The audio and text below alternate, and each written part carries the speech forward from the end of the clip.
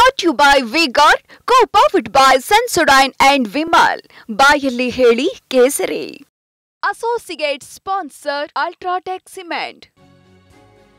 Pen drive ಪ್ರಕರಣದಲ್ಲಿ ದೊಡ್ಡ ಷಡ್ಯಂತ್ರ ಆಗ್ತಾ ಇದೆ. ಮೋದಿಗೆ ಕೆಟ್ಟ ಹೆಸರು ತರೋದಕ್ಕೆ ಈ ತರನ ಅಂತ ಒಂದು ಪ್ಲಾನ್ ಅನ್ನ ಮಾಡಿದ್ದಾರೆ. ಬೆಂಗಳೂರಿನಲ್ಲಿ ವಿಪಕ್ಷ ನಾಯಕ ಆರ್ ಅಶೋಕ್ ಈ ಆರೋಪವನ್ನ ಮಾಡಿದ್ದಾರೆ. ಒಕ್ಕಲಿಗರನ್ನ ಮುಗಿಸೋದಕ್ಕೆ ಕಾಂಗ್ರೆಸ್ ಪಕ್ಷ ಹೊರಟಿದೆ. ಒಕ್ಕಲಿಗ ಅನ್ನುವಂಥ ವಿಚಾರವನ್ನ ಅವರು ಇಲ್ಲಿ ಪ್ರಸ್ತಾಪ ಮಾಡಿದ್ದಾರೆ. ಬೆಂಕಿ ಇಲ್ಲದೆ ಹೊಗೆ ಆಡಲ್ಲ ಅಂತ ಆರ್ ಅಶೋಕ್ ಗುಮಾನಿ ವ್ಯಕ್ತಪಡಿಸಿದ್ದಾರೆ. ದೇವರಾಜೇಗೌಡ ಹೇಳಿರುವಂಥದ್ದು 100ಕ್ಕೆ 100ರಷ್ಟು ಸತ್ಯ. ಪೆನ್ಡ್ರೈವ್ ಕೇಸ್ ಇದನ್ನ ಸಿಬಿಐಗೆ ವಹಿಸಬೇಕು, ಇದರ ತನಿಖೆಯನ್ನ. ಸತ್ಯ ಹೊರಗೆ ಬರುತ್ತೆ ಅಂತಾನೆ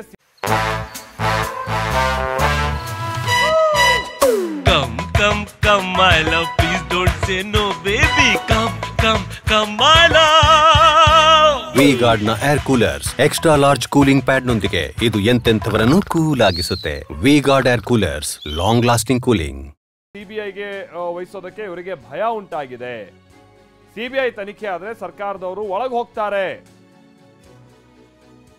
ಬೆಂಗಳೂರಿನಲ್ಲಿ ವಿಪಕ್ಷ ನಾಯಕ ಆರ್ ಅಶೋಕ್ ಹೀಗೆ ವಾಗ್ದಾಳಿಯನ್ನ ನಡೆಸಿದ್ದಾರೆ. ದೇವರಾಜೇಗೌಡ ಹೇಳಿರುವಂತ ಮಾತೇನಿದೆ ಅಥವಾ ಅವ್ರು ಮಾಡಿರುವಂತದ್ದು ಆರೋಪ ಏನಿದೆ, ಡಿ ಕೆ ಶಿವಕುಮಾರ್ ಅವರು ಇದನ್ನೊಂದು ಷಡ್ಯಂತ್ರ ರೂಪದಲ್ಲಿ ಮಾಡಿದ್ರು, 100 ಕೋಟಿ ರೂಪಾಯಿ ಆಫರ್ ಮಾಡಿದ್ರು ನನಗೆ, ಇದೆಲ್ಲ 100ಕ್ಕೆ 100 ಸತ್ಯ ಅಂತ ಆರ್ ಅಶೋಕ್ ಆರೋಪಿಸ್ತಾ ಇದ್ದಾರೆ.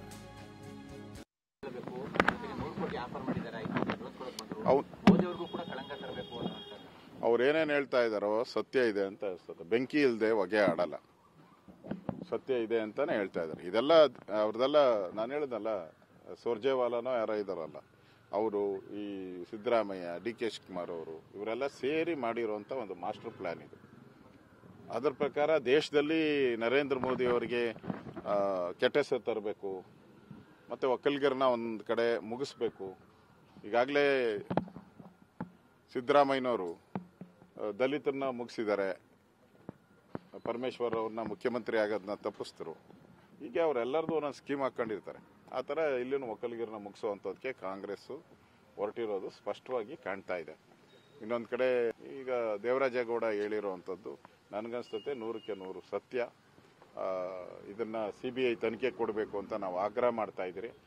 ಅವರು CBI ಕೊಟ್ಟರೆ ಎಷ್ಟು ತನಿಖೆ ಮಾಡಿದ್ದಾರೆ, ಯಾವ್ಯಾವ ಕೇಸಲ್ಲಿ ಏನೇನಾಗಿದೆ, CBI ಕೊಟ್ಟರೆ ಸತ್ಯ ಹೊರಬರಲ್ಲ ಎಲ್ಲ ಹೇಳಿದ್ದಾರೆ. ನೋಡ್ತಾ ಇದ್ದೀರಲ್ಲ, ನಾವು ಅದನ್ನೇನೆ ಹೇಳಿದ್ರೆ CID ಕೊಟ್ಟಂಥ ಕೇಸುಗಳು ಎಷ್ಟು ಕೇಸು ತನಿಖೆ ಆಗಿದೆ, ಎಷ್ಟು ಕೇಸು ಕನ್ವಿಕ್ಟ್ ಆಗಿದೆ ಅಂತ ಕೇಳಿದ್ರೆ ಅದಕ್ಕೆ ಉತ್ತರ ಇಲ್ಲ. ಅದಕ್ಕೆ ಅವರು ಉತ್ತರನೇ ಕೊಡ್ತಾ ಇಲ್ಲ. CBI ತನಿಖೆ ಕೇಸ್ ಮಾಡಿದ್ರೆ ಜಾರ್ಜ್ ಅವ್ರದ್ದು ಆಯಿತು, CBI ತನಿಖೆ, ಜಾರ್ಜ್ ಅವ್ರ ನಿರಪರಾಧಿ ಅಂತ ಆಯಿತು.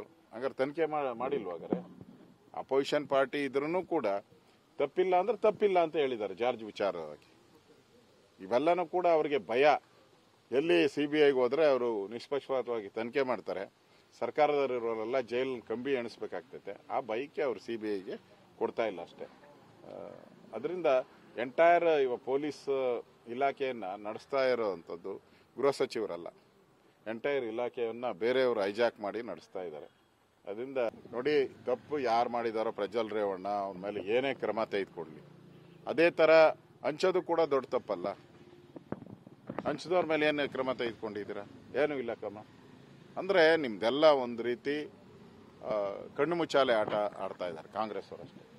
ಸತ್ಯ ಸಂಗತಿ ಬರಬೇಕಾದ್ರೆ ಇದು ಯಾರಾದರೂ ಅವ್ರಿಗೆ CBI ಮೇಲೆ ನಂಬಿಕೆ ಇಲ್ಲ ಅಂದರೆ ಯಾರಾದರೂ ಸಿಟ್ಟಿಂಗ್ ಜಡ್ಜ್, ಸುಪ್ರೀಂ ಕೋರ್ಟಿನ ಸಿಟ್ಟಿಂಗ್ ಜಡ್ಜ್ ಅವರ ನೇತೃತ್ವದಲ್ಲಿ ಈ ತನಿಖೆ ಆದರೆ ಏನಾನ ಸತ್ಯ ಸಂಗತಿ ಹೊರಬಡಬಹುದು. ಇಲ್ಲ ಅಂದರೆ ಇದೊಂದು ಮುಚ್ಚಾಕುವಂಥ SIT ಇದು.